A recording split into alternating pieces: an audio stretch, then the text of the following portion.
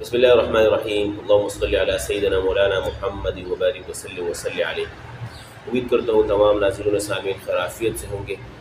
آپ نے دیکھا ہوگا مدارس میں بعض بچے اکثر امتحانوں میں پوزیشن لے لیتے ہیں یا کسی مسابقے میں وہ شریک ہوتے ہیں، ان کی پوزیشنیں آ جاتی ہیں تو ہم یہ سمجھ لیتے ہیں کہ یہ بچے جینیس ہیں، یا یہ ہے کہ جو بڑے مدارس کے بچے ہیں جیسے بیت السلام کے بچے ہیں، دارالعلوم کراچی کے بچے ہیں، پڑھنے میں جو ہے ان کی اکثر پوزیشنیں آ جاتی ہیں تو ہم یہ سمجھ لیتے ہیں، یا جس طریقے سے ابھی ہمارے ہاں قریب میں ایک مدرسہ ہے فرقانیہ، اس کی اکثر پوزیشنیں آتی ہیں۔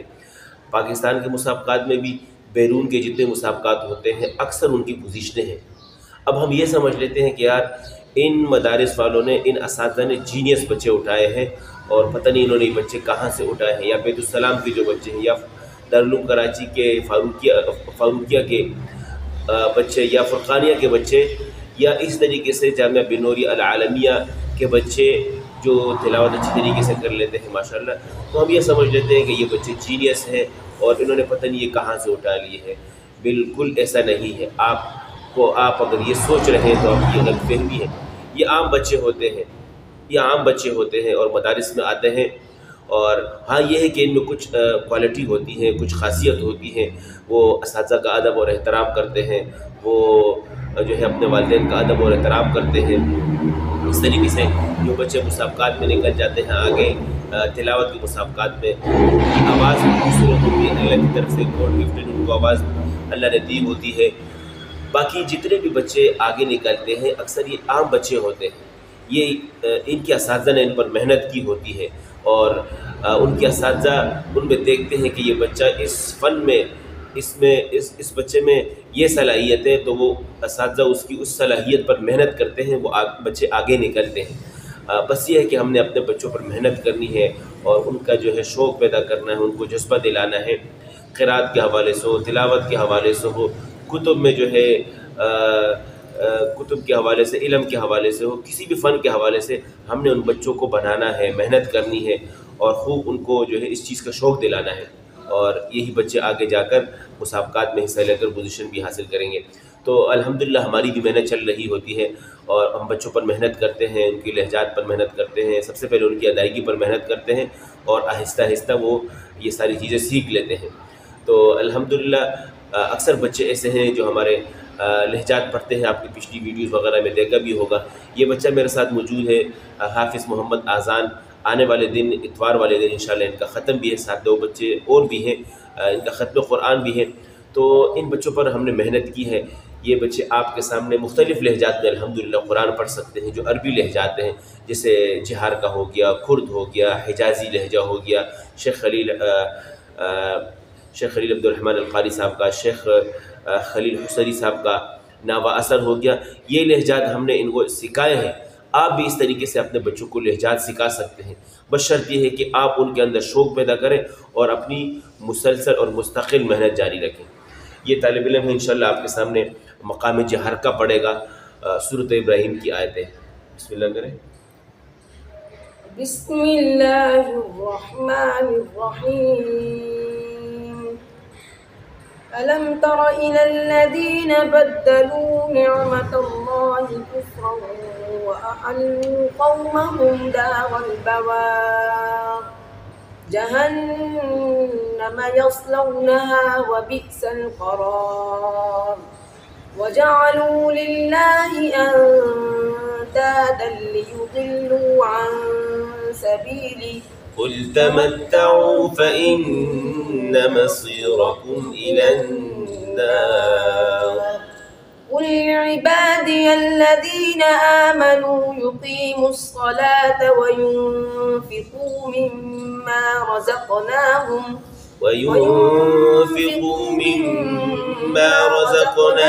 سرا وعلانية من قبل أن يأتي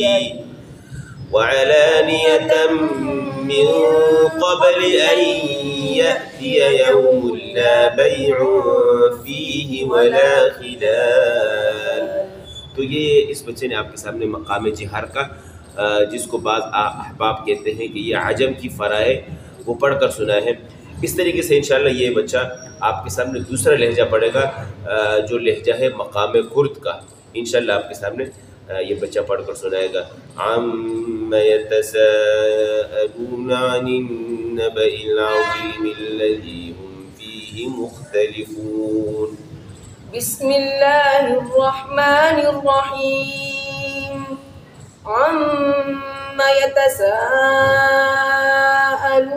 عَنِ النَّبَإِ الْعَظِيمِ الَّذِي هُمْ فِيهِ مُخْتَلِفُونَ. كَلَّا سَيَعْلَمُونَ ثُمَّ كَلَّا سَيَعْلَمُونَ. أَلَمْ نَجْعَلِ الْأَرْضَ مِهَادًا وَالْجِبَالَ أَوْتَادًا وَخَلَقْنَاكُمْ أَزْوَاجًا وَجَعَلْنَا نَوْمَكُمْ سُبَاتًا وَجَعَلْنَا اللَّيْلَ لِبَاسًا وَجَعَلْنَا النَّهَارَ مَعَاشًا وَبَنَيْنَا فَوْقَكُمْ سَبْعًا شِدَادًا وَجَعَلْنَا سِرَاجًا وَهَّاجًا وَأَنزَلْنَا مِنَ الْمُعْصِرَاتِ مَاءً ثَجَّاجًا. ہاں یہ آپ کے سامنے جو ہے اس بچے نے مقام کرد میں جو ہے پڑھ کر سنایا ہے. اس طریقے سے انشاءاللہ آگے جا کر میں ایک دو لہجات اور بھی پڑھواؤں گا. تو اس بچے سے ہم پوچھتے ہیں کہ آپ نے یہ لہجات کتنے عرصے میں سیکھے ہیں.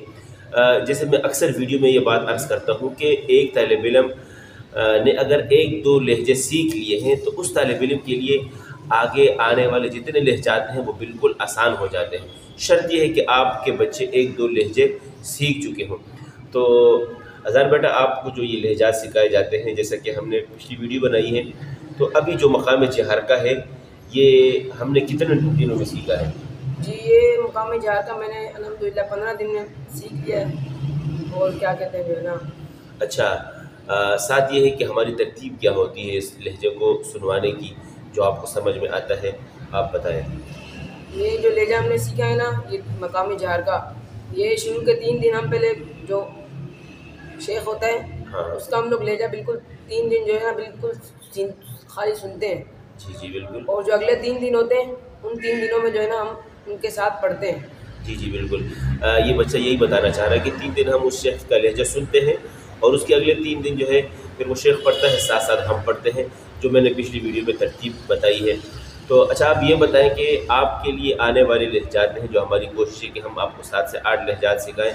کیا آپ کے ذہن پہ بوجھ ہے کہ بھائی میں کس طریقے سے سیکھ سکوں گا یا آپ کو امید ہے کہ انشاءاللہ میں جلدی سیکھ جاؤں گا؟ انشاءاللہ مجھے امید ہے کہ میں انشاءاللہ جلدی سیکھ جاؤں گا. اچھا آپ کو اب یہ بھی بتائیں کہ آپ کو شوق ہے لہجات سیکھنے کا؟ الحمدللہ مجھے بہت شوق ہے. جی ماشاءاللہ. یہ ایسا بچہ ہے کہ ہمارے ساتھ ایک طالب علم پہلے گزرا ہے قاری محمد معاذ. ان کو لہجات پڑھنے آتے ہیں ماشاءاللہ. تو یہ ان کو اکثر کہا کرتے ہیں کہ میں نے بھی لہجات سیکھنے ہیں اور میں کس طریقے سے سیکھ سکوں گا. تو الحمدللہ انہوں نے ابھی اچھے جو ہے لہجات سیکھ لیے ہیں. آنے والے وقت میں انشاءاللہ ہم اس سے متعلق اور بھی ویڈیو بنائیں گے جس میں انشاءاللہ تمام لہجات میں یہ آپ کے سامنے پڑھ کر سنائیں گے لیکن کچھ ٹائم لگے گا. اب یہ ہے کہ جس طریقے سے ہم نے کہا تھا کہ انشاءاللہ ہم ان بچوں کو اور بھی لہجات سکھائیں گے تو آنے والے ہفتوں میں انشاءاللہ ہم مقام نہاون سیکھیں گے اور میری کوشش ہوگی اس طریقے سے ایک اور بھی ویڈیو بناؤں کہ جس میں ہم بچوں سے سوالات کریں. امید کرتا ہوں کہ آپ کو یہ تلاوت سن کر مزہ آیا ہوگا اور آپ بھی جو ہے کوشش کریں اپنے طلباء پر محنت کریں اور اپنے طلباء کو لہجات سکھائیں مختلف لہجات سکھائیں تاکہ طلباء قرآن کریم کو خوبصورت لہجوں کے ساتھ قرآن کریم کو اور مزین کرنے والے اور اس حدیث پر عمل ہو جائے جو آپ صلی اللہ علیہ وسلم نے فرمائی ہے زینوا القرآن باصواتکم. جیسا کہ اس بچے نے آپ کے سامنے 2 لہجات میں قرآن پڑھا ہے مقام جہرکہ میں اور مقام کرد میں.